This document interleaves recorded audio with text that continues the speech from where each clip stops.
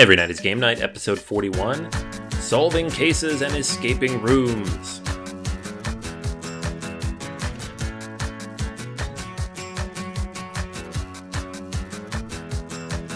Hey everybody, welcome back to Every Night is Game Night. This is episode 41, and this week we're going to be looking at a collection of mysteries in various formats. This is Anthony once again with Jason.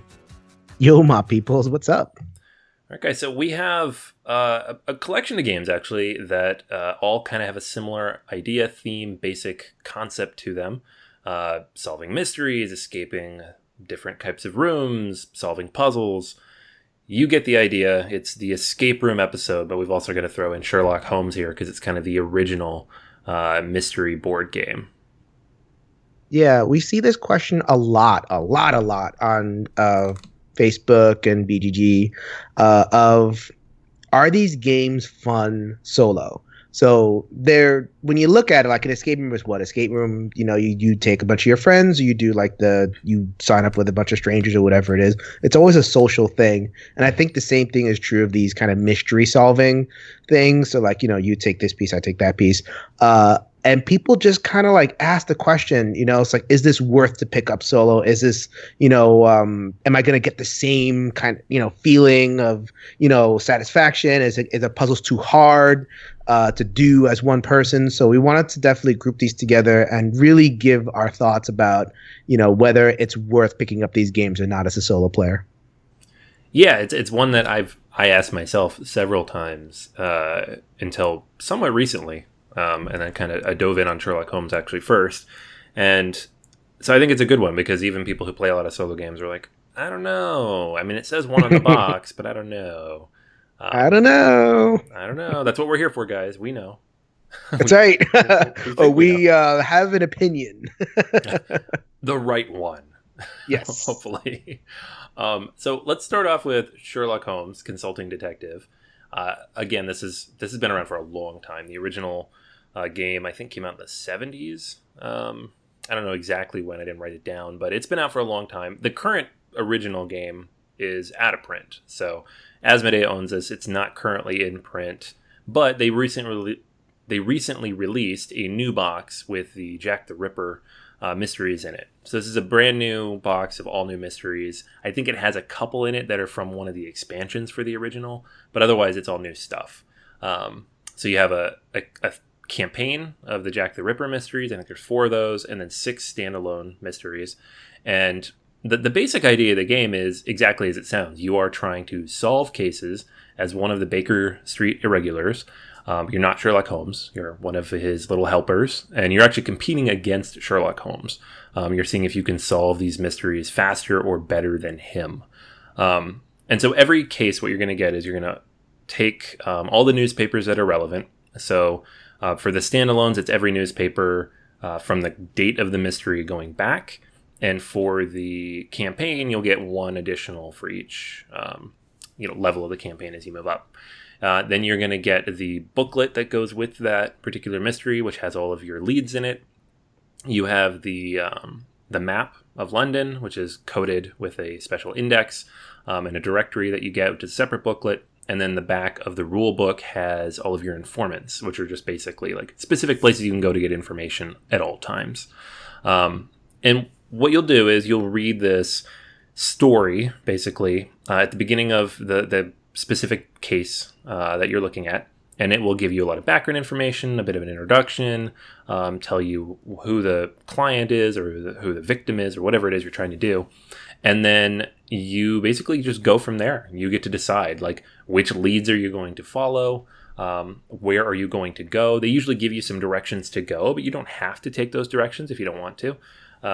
And so every time you follow a lead, so let's say you're looking at it and you're like, I want to go talk to Mr. Jones, Tom Jones, which is, I'm just going to make stuff up here because I don't want to spoil anything. So my made up stuff might be horrible, but follow me on this. So I want to look up Tom Jones. You look at Tom Jones in the directory. It'll give you a code.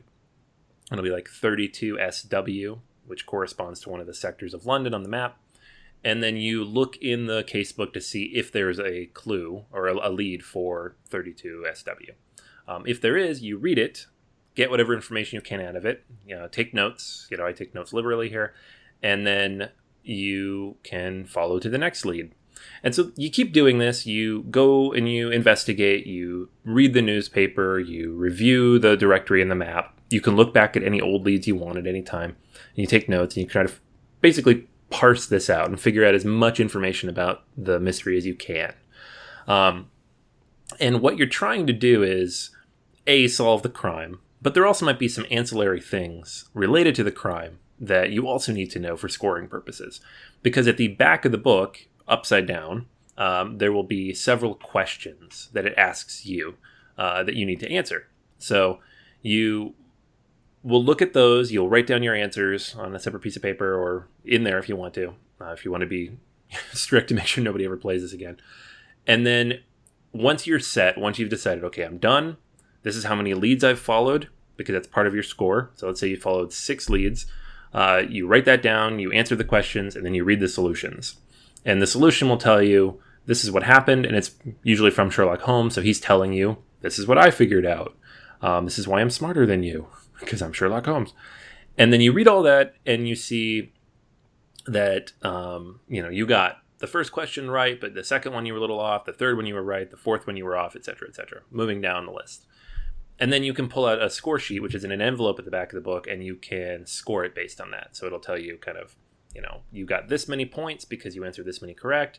You lose this many points because you needed more leads than Sherlock Holmes to solve the case. So maybe he did it in 4 and you needed 6. So you lose, I think, 5 points for every one over his that you do. Now, obviously, something like this scoring is kind of silly, but it's also a little fun just to see if you can figure it out as quickly and as efficiently as he does. And the idea of kind of sifting through all this information, digging through these old-timey newspapers, pulling all the different clues and bits together from different sources and different leads, kind of written in that, Sherlock Holmes style prose, is a lot of fun, especially if you like these types of mysteries. The solo game is identical to if you did this with multiple people. If you did it with multiple people, you would just take turns. Like, it'd be one person's turn to follow a particular lead. They would look it up. They would read it. One person would take notes in the group, and you'd move on. So you're just doing it all together, and you discuss it. As one person, you obviously do all those things. And honestly, for my taste, it makes almost more sense to do this by yourself than with other people.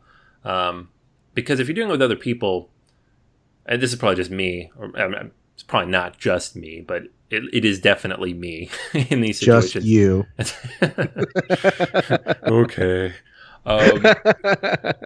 But when I'm in a group, like, let's say there's 4 people, I had this experience playing Time Stories a couple times, and, a puzzle comes up, and one person will alpha a little bit, and try to lead everybody in the direction that they think it should go. And someone else will be taking notes and trying to meticulously pull these things apart. Someone else will just be not paying any attention and think this is stupid and not care.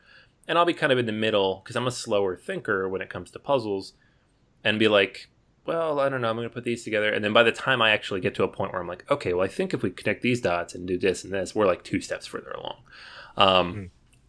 With the wrong group of people, it's not very much fun for me, personally. So I really, really enjoyed this because I could take it at my own pace. I sat in my chair at the end of the day, had a cup of tea, was reading this under the lamp. It was pretty cool. It was like reading a novel and then periodically solving the mysteries that came up in the novel. There wasn't any real stress to it. It was just kind of had a flow to it as I kind of, picked apart these different pieces. So I haven't done the campaign yet in this. I've done 2 of the individual missions or cases, and I started on a 3rd, but I didn't actually dive too deep into the leads when I did start that. But I've really, really enjoyed it thus far. I hope they bring back the original into print because I want more cases, even though I haven't finished these yet, but I'm sure I will. It only took like an hour for each of the individual ones. It wasn't super, super long. And I don't know, it was a lot of fun. I think as a solo experience, I would put it on par with reading a book, which hopefully is something we all do at the end of the day. A nice alternative to watching TV. And just sit back and relax and enjoy this nice mystery. And then, you're involved in it, which is awesome. So then, the scoring system, as you were describing it, I kind of thought of the scoring systems in like Telestrations or Concept, where they're there, but after a while, you just kind of like forget about them, and you just do the central thing. Like, does this scoring system feel as tacked on as those other games?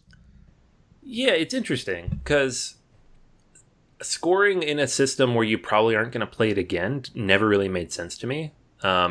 Once you solve the mystery, so you're going to read the solution, you're going to see what the answers are. And if I go back through it again, of course I'm going to get a better score because I now know the answer. So I don't really understand the point necessarily other than to have it and to say, oh, on this particular one, we did pretty good, you know?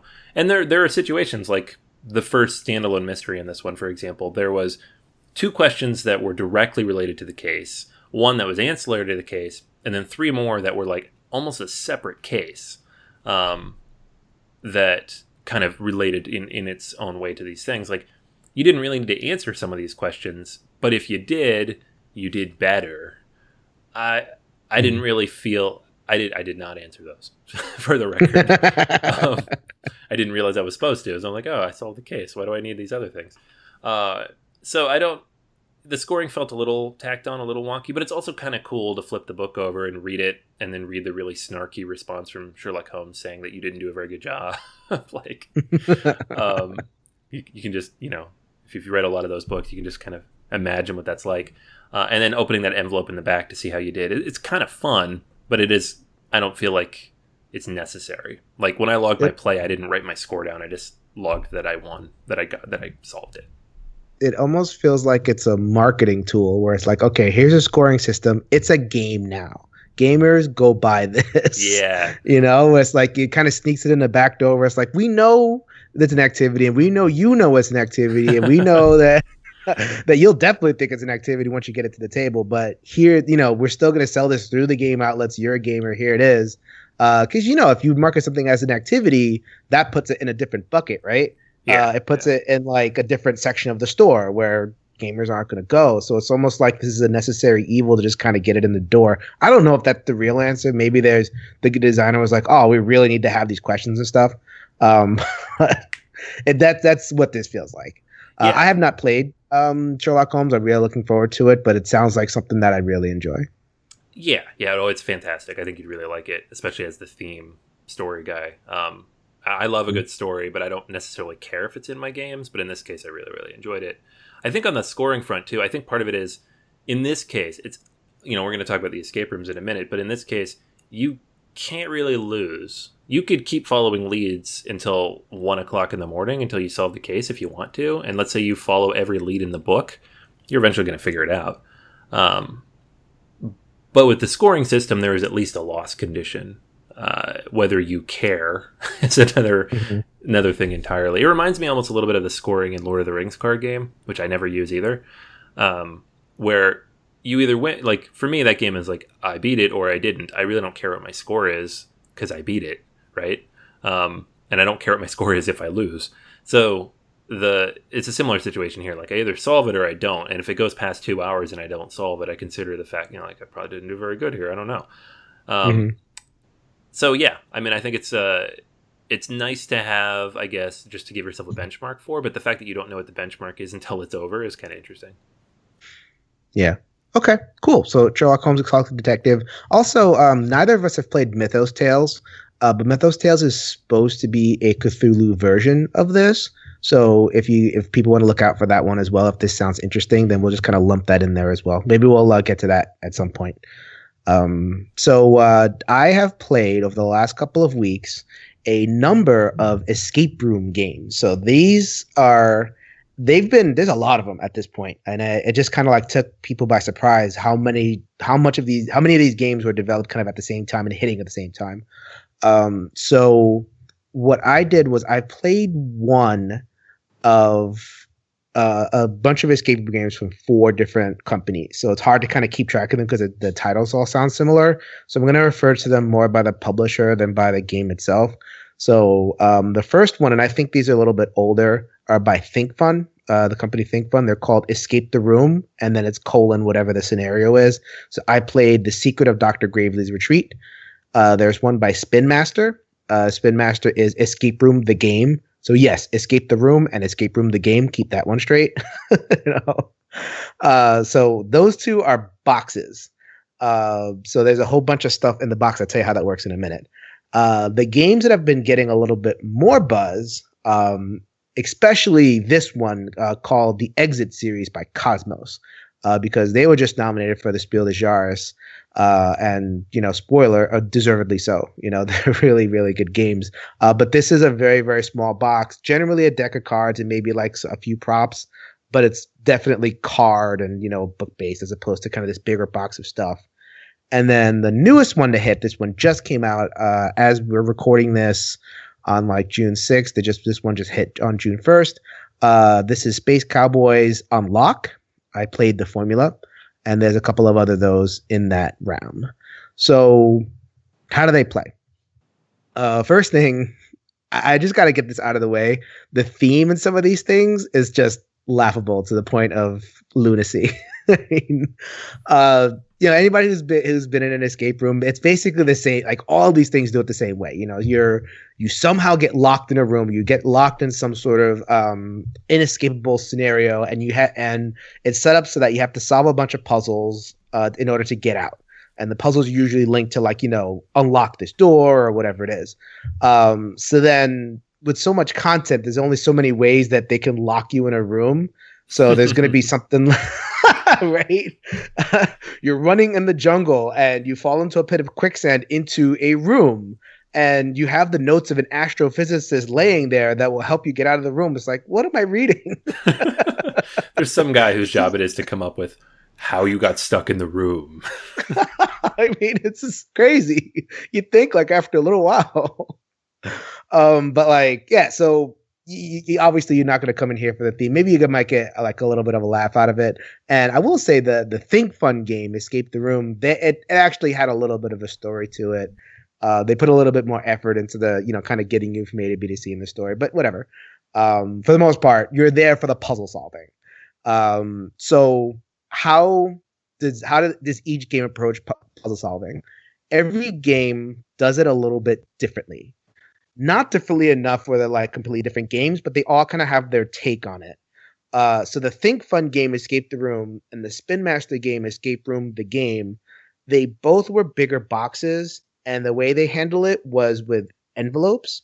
So you'd open an envelope, you'd see what it did, it presented a puzzle to you, and then you'd have to put your solution into some sort of decoder. So the decoder could be either a spin wheel, or the Spin Master game has this box, this little toy chest or whatever it is, and you put keys in a chest, and if you get the right keys, then you can move on to the next scenario, which means open up the next envelope. So then, a little bit of that, what Legacy kind of hit on with the opening envelopes and being excited, what's in the box, what's in there? They give you that feeling a little bit, so that's kind of cool. The Think Fun game, I think was a little bit more family friendly because they had a little bit, the puzzles were more tactile, while the Spin Master game was definitely kind of a headier experience, but both good. All four of these games, the Think Fun game, the Spin Master game, the Cosmos, and the Space Cowboys game, and I think there might be a couple of others that I'm forgetting. I apologize if I am, but those are the ones that I was able to get to the table. They all have their own different approaches to the puzzles, which are slightly different. So it actually is worth, if you're really a fan of these games, looking at all of them, because they're all a little bit different. The first two games were kind of bigger boxes with envelopes. So then you'd be in a room, and the room is represented by an envelope. It has a bunch of things in it. You solve the puzzle. You put the solution into some kind of decoder device. The Think Fun game had a solution wheel, and the Escape the Room game had the Spin Master game had this toy that you put keys into, and it's a little decoder box or whatever it is. But there's going to be some sort of device like that's going to help you along, and then you move on. So it kind of incorporates what Legacy did with the envelopes and the boxes, where people get really excited. Oh, what's in the box? What's in the envelope? Oh no. So you're constantly opening things, and you're playing with the puzzle in there. And sometimes it refers back to stuff that was in the old envelopes. So it kind of, can blow your mind that way. That was very cool. Both very cool. Opening envelopes is a fun thing to do in games. The Think Fun game, I found was a little bit more family friendly because the puzzles in it were more tactile. I don't think I'm spoiling anything by saying that. I won't say anything beyond that. But you were using your hands as opposed to the Spin Master games, where it's really a lot of like, here's a bunch of stuff and like, visual, puzzle it out, figure it out, kind of thing. The next game I want to talk about is Exit. I played the Secret Lab. I did not play the other two, but I imagine the other two are pretty similar. This is the destructible game. So on this game, you're writing on stuff, you're cutting stuff, you're ripping stuff, you're folding stuff. You're really like by the end of the game, unless you really want to keep it, you've made photocopies and everything. This game is not going to be useful to you at all. You can't even just pass this along because it's going to be all marked up. As opposed to the Space Cowboys game, which is also a card game, but it's reusable. So you go through the game, and the whatever you're trying to solve is you can just kind of pack that up, put the deck back together. These are both basically decks of cards, and then hand it off to somebody else, or watch somebody else struggle with it and make fun of them for not getting the thing that you struggled with. And the Space Cowboys one had a really cool called Unlock, had a really cool thing where like it was all numbered cards, and it was a bunch of cards where like the solution was in two pieces, and you had to figure out which two pieces went together like a jigsaw puzzle. So there was a blue card and a red card, and you had to find the proper sum to lead you to the next card. So if the blue card was 5, the red card, you had to find which card lined up with that blue card. I know I'm being abstract because I don't want to spoil, but kind of leading towards that number system is what gave me the propulsion to the game. Where the Exit game, it was more like, okay, let's fold this, you destroy this part of the game, and once you've done your work on that part of the game, then it's time to move on to this other part. So kind of had another way of doing it. So I found that the Exit game was also a little bit more family friendly because again has that thing that you can hold, where the Unlock game was more very visual. Really relied on noticing things on cards and really puzzling things out with that kind of frontal lobe, real logical part of your brain. So 4 different points. So before I get into what I think, Anthony, I know you got a chance to play at least the Exit game. What did you think? I did, yeah. I picked up the Pharaoh's Tomb, and I played through that and felt decently dumb. But to be fair, it was like 10 o'clock at night. I'm like, I'm good at puzzles. I'll knock this out. Never mind, my score's not very good. But yeah, like you said, it's really, really interesting. And the really cool thing about this one is that there's 3 right now in English. I think there's 3 more that just came out in German, and then 4 more coming out in German at the end of the year. So at minimum, there's going to be 10 of these, and probably more with the Spiel nomination. They're all done by the same 2 people who do a lot of games for Cosmos. It's just a really clever system. It's pretty cool. The way it plays out. It played on my coffee table, just shuffling through, doing stuff. And my wife's like, "What are you doing?" I'm like, "I'm escaping this tomb." So she's like, "Yeah, I can tell." So thematically, yeah, not a lot there. But it is very, very cool what they're able to do with basically a deck of cards and a little book, and then whatever other, bits and code decoder things come in the box. I think I ended that game a little more frustrated than I would have liked. Probably just trying to jam it in at the end of the day wasn't a great idea, but it was still really cool just being able to kind of work through it and see what it was capable of pulling off with what was provided. So that was very cool. Unlock, I picked up, I think the same one as you, the formula. I have not actually played it yet, so I can't really give my opinion of the playthrough. But I have done the tutorial. I've kind of learned how to play and gone through the rules and everything. And this one's super interesting, if nothing else, because it is app-driven. The other ones are all that you get what you get in the box, you play the game. Whether you can reuse it or not depends on the game. This one, literally, you open the box, it's just a deck of cards, and then you have to download the app, which is required, I think. So yes, it is required because that's the decoder. So like every single one of these games has a decoder. The Think Fun had the solution wheel. I think Exit, did you have a solution wheel in yours? Yeah. Okay, so then also and then the whatchamacallit, the Spin Master game had the box, the like toy, whatever. It's basically a toy. It's like battery, double A, anything with double A batteries is a toy. Sorry. And it's not like a shaver or anything. But the app is the thing that does the decoding in Unlock. Yeah, so that's cool. I don't have a problem with app games. I know some people are going to look at this and be like, ugh, a required app. But two things, if you're thinking that. One, the game's replayable. So even if you play through it and you're done with it and you want to move on, you can hand it off to someone else. They can go get the app and play it themselves. So the app makes it replayable, which I think is very, very cool. And two, it allows you to do certain things that I don't think you could necessarily do as easily with a hands-on wheel. So without spoiling anything, there's that. I will definitely, without spoiling anything, there are things that the app does that are very, very smart that the other 3 games could not do.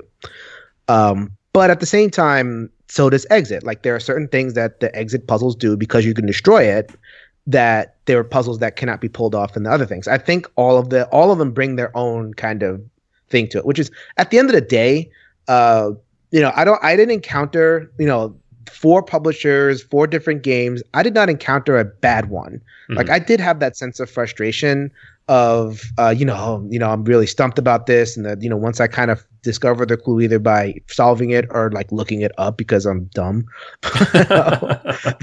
They do, all these games also have hint systems, by the way.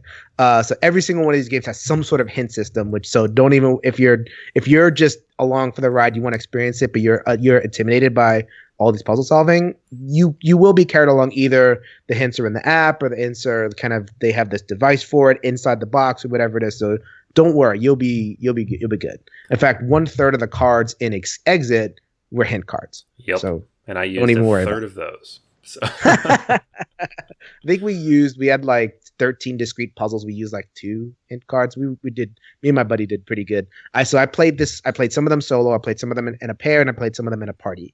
Like in a bigger group. So what I will say is the worst experience I had was in the larger group, like Anthony said. So a lot of what he said was like, it was exactly true. So like different people solve things at different pace. There was the alpha gamer who was just kind of like yanking stuff and like, oh, let me solve this.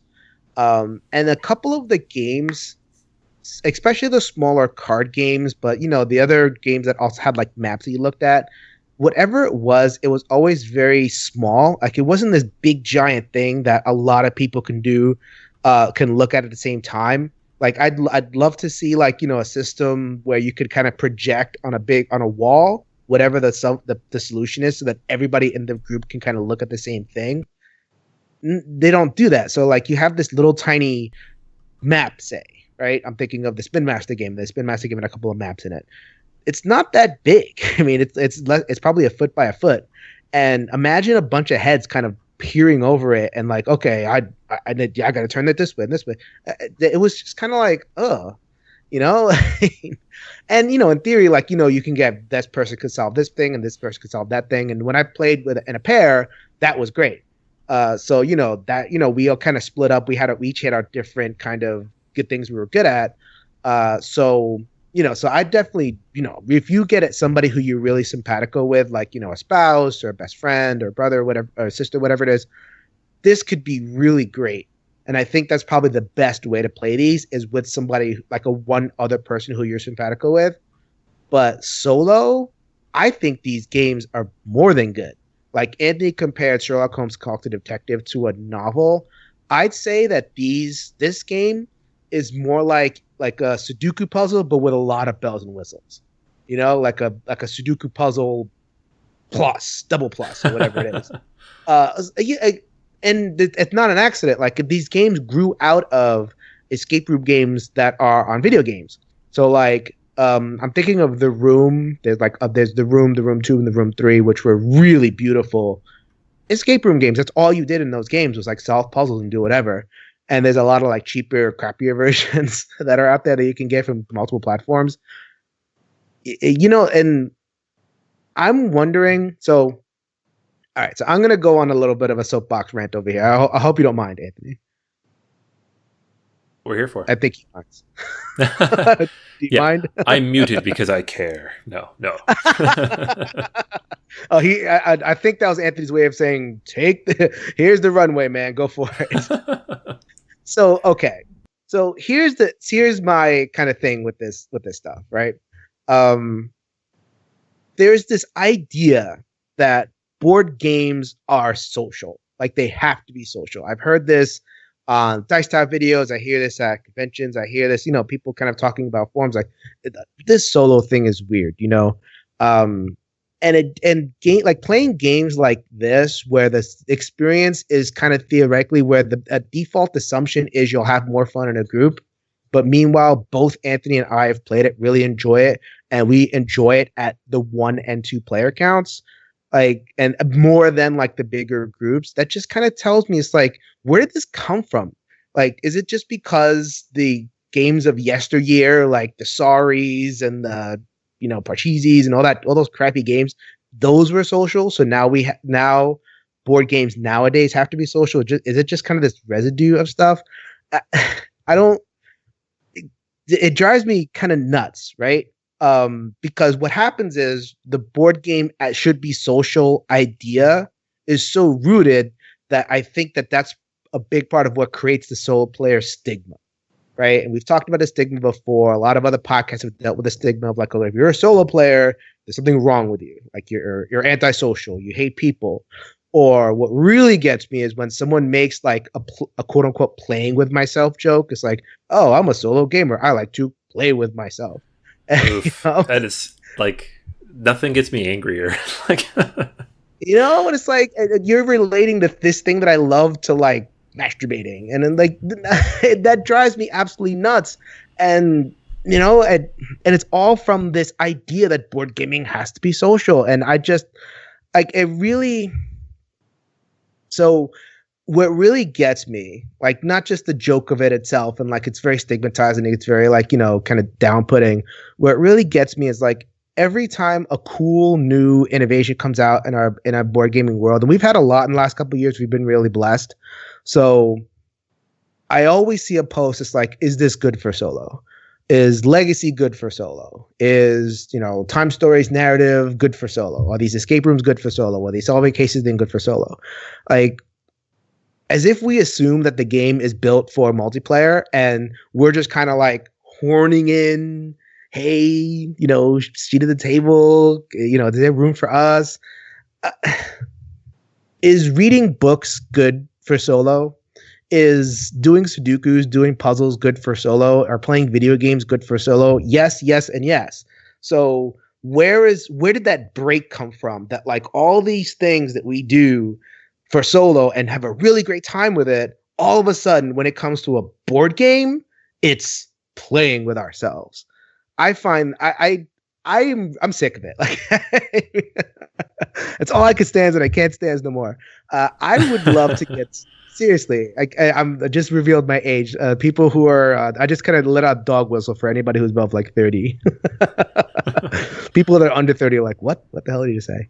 Anyway, so what's the point? The point is like, not like when it comes back to these games, not only are they good for solo, like they should be considered good for solo, period. Like that question, are these good for solo, just doesn't make sense to me. Like the default assumption should be these games are good for solo. What is a solo game anyway? A solo game is a puzzle, like, or is a narrative experience. Like it's that marriage of the two. So like there are games that are not social, like negotiation game. That's not a social game. Social seduction, not social. Back and forth, area control, whatever it is, those aren't social. But if a game is a puzzle, or if a game provides a narrative experience, then yes, those games are soloable, and that shouldn't even be a question. Like that, I'm play these games, have fun with these games. Think of these games as reading a book. Think of these games as going through, reading, playing an awesome video game. Don't be, let's totally dispense with this whole, playing with ourselves stuff or the stigma stuff, and just like really embrace these games and be like, you know what, I'm in. I want to escape from a room. I'm gonna have a good time tonight. And as Anthony was saying, and as you know, my experience as well, in a lot of ways, some of these games could be better as in a low player count thing, either solo or if you have a simpatico person, if you're lucky for that. Not all of us are lucky to have that. A 2-player thing. Anything better than that, you get into multiple personalities, you know, and you need to be really blessed to have a really big, really great group that can just make it happen. I feel like as you get bigger and bigger, that is a little bit of the exception rather than the norm, you know. Keep this at a low player count and you'll be really, really satisfied with it. So that's my soapbox. Woo. All right. Here. I agree. I know. I'm talking to a bunch of solo podcasts. I know, right? Like everybody on here is like, yes. Get to the controversial part. Well, I guess the controversial part is like, you know, I guess it would come out in a discussion with other people. So like I played this with my buddy, and the thing my buddy said, he knows I run a solo podcast, and the first thing he said when we finished that, I was like, oh, I'm glad we did that together. I would have hated to have done that solo. I'm like, why? And you know, he was saying, you know, and I gave him the same thing. It's like, okay, why is The Room 3 is an awesome video game? Why is that different than this? And he's like, well, the video game is prettier, and I get all this immediate feedback from the game. You hear the satisfying clicks and booms and whatever it is. You know, if I don't have that, then I need somebody else to bounce it off of. So I'm like, okay, well, the Unlock app is good, but it's not like bells and whistles. Like, what if you jazz that up and like really made it a sensual experience? Would that be good? And he's like, oh, I don't know. And I had to really push him on it, and he just kind of like changed the subject. So I feel like, you know, there are arguments against it, and yes, doing it with another person was probably the best way. Like another person, not people, was my best experience with it. But that doesn't mean I'm not gonna play this solo. Like, okay, so I'm from Brooklyn, right? And Brooklyn, what is Brooklyn known for? Pizza. And there's a pizza place. It's called Simone Gardens. They have the best pizza. There's pizza directly from heaven. Like there's brick ovens in heaven. They take out the pizza and they give it to me at this place. That doesn't mean I'm not going to go to other pizza places. Pizza's still good. I'm not going to say, oh, that's not as good a pizza. I'm not going to eat it. And the pizzas are really good. Like, you know, these games are really good. They're not just like, you know, it isn't just like this lesser experience. It's really good. It's not as great as the best experience ever, which is, you know, with that simpatico person or whatever it is, but it's good. And we need to stop apologizing for it. And we need to stop being sheepish about it and like asking permission to say, you know what? Oh, does this play solo? That? It plays solo. If it's a puzzle or if it's a story, it is a good solo experience. Where can I point me to somebody who is designing games not for solo, and I'll give the same spiel. Fair enough. Yeah. No, yeah. So can you imagine like counter arguments? Because I mean, we're running the solo thing, but like imagine Chris from BGA was here. Like, how would he respond? Because he's not a solo player. I don't know, man. I think we've been doing this long enough that he's on board. But it's kind of like, oh, I see what you're doing over there. I don't get it, but I respect it. So, yeah, I don't know. It's a weird thing. Like in my head, at first, early on in gaming, I did the same thing. And I always taught myself games by playing them solo, so it wasn't like I didn't play solo. I just, in my head, I'm like, why would I play a solo game? I don't know. But it's at a certain point, I just thought to myself, like, well, I play video games by myself all the time, and I prefer it solo. Like, I don't like online multiplayer except for a handful of games. I prefer to play the campaign modes by myself. And I'm like, well, it's exactly the same with this dungeon crawl or this puzzle game. So yeah, I'm all on board now, and that was that. I guess some people just don't come to that point. Yeah, like there's a line, like there's a bright red line between video games, novels, puzzles, like a puzzle book, and board games. Mm-hmm. And to me, that line is cultural. That line is historical, like because of the games of yesteryear were all social, like the solo games were the Solitaire, Klondike, and whatever it was. Like board games were social things. And I don't like that was like, that's an accident of history. That's not like, you know, there's something inherent about board games that they had to be solo at the very beginning. So unless someone tells me that there's something else that's behind that line, then I'm just going to assume it's cultural and just kind of keep on chipping away until we get some legitimacy here, where board games like these are considered the same as novels, video games, etc. Yeah, no, it's taken a while. Even with doing this podcast, it's taken a while for me to get to the point where I'm like willing to admit at my local game store that I'm buying a game to play it by myself. Because in the past, you expect people to make those, body jokes, and you'd be like, ha ha ha ha ha, and have to pretend that it's funny and just kind of walk away. And now I'm just, I own it. I'm like, no, this is like with Sherlock Holmes. I picked that up and like, oh, do you have a group for that? I'm like, oh, I'm probably just gonna do it by myself. And they're like, oh, okay. And I'm like, I don't want to do this in a group, man. You get someone like the exact same reasons I said here on the podcast. People, I've yet to have a group come together that I can, reliably put together for a campaign or something like that, where you don't have those kind of different modes of thinking, different speed of puzzle solving. And I 100% agree. Like, I would absolutely love to play these with one other person, because at certain points you're like, you want to bounce it off someone else. You know that you can't see the answer even though it's right in front of you, and having another person there helps. Having 2 or 3 other people there, or 5, since these go up to 6 players, which I think is completely arbitrary, but whatever. I think that's insane. I would never play this with 6 players, ever. Absolutely crazy. I feel like it would just be a bunch of people yelling at each other over the table. I would never want to do it. And I'm not saying it's not good. You might be people out there listening who are like, I have a great group, it's amazing. And maybe you're right. Or if it was like my family, like my wife and my kids, I think that would be very different, because it's a different dynamic completely. Or like you're bringing the kids in and helping them solve them. But just me trying to solve puzzles, me and one other person, or me, I'm 100% on board with that. And I will probably pick up more of these and just have them, for those nights when I don't feel like reading, but don't feel like watching TV, but don't feel like playing a board game, do something kind of in between. These are kind of that sweet spot. Yeah. So, I mean, I really want to know from people, we get into a lot of good discussions on like Facebook and BGG and all that kind of thing. But this is one that I'm really curious, right? Because why is that bright red line there? I'm a professional podcaster. I can pronounce words. Why is that bright red line there? Why is it video games, novels, and puzzles are okay? Board games, all of a sudden, I'm quote unquote playing with myself in that negative, stigmatizing way. If there's a reason beyond just the cultural, and if it's just a matter of the groups growing and growing and growing, eventually people kind of get on board with it. Like both the Facebook group and the BGG One Player Guild that both top 7,000 members. The BGG group, if Albert's listening, props to you. The BGG group is now the second most popular guild behind the Dice Tower, which is amazing. That's great.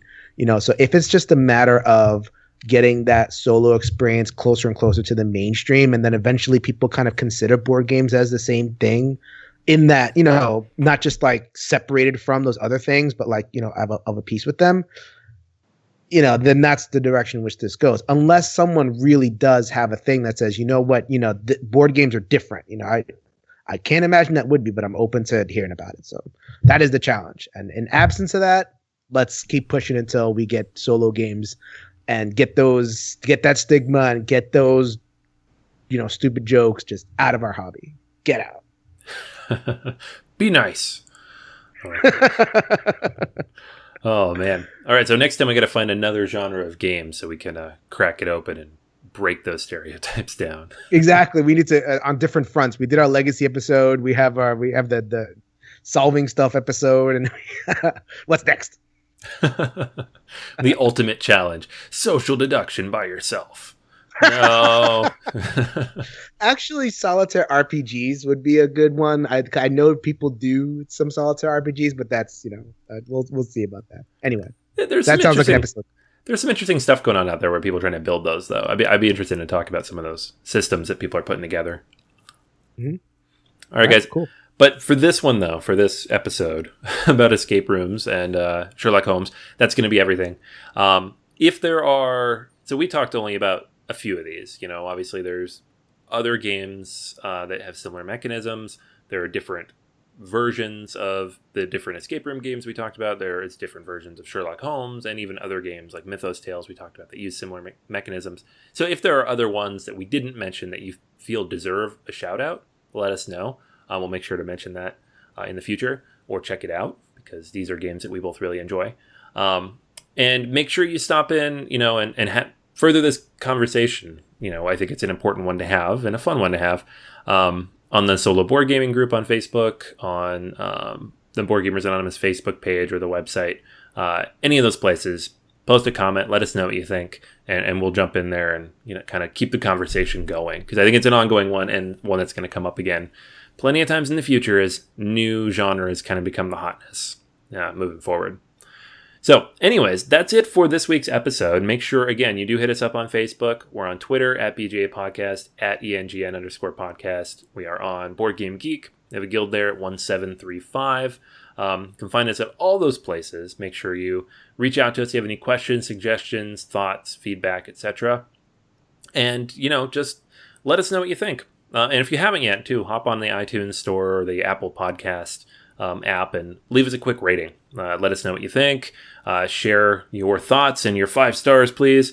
Helps more people find this great podcast. Get more of those 7,000 people listening to the podcast and, joining these conversations. I think it would be a great way to kind of help spread the joy of solo games and get over that stigma. But for this week, that's going to go ahead and be everything. So until next time, grab a solo game off the shelf and let's make every night game night. Later, everybody.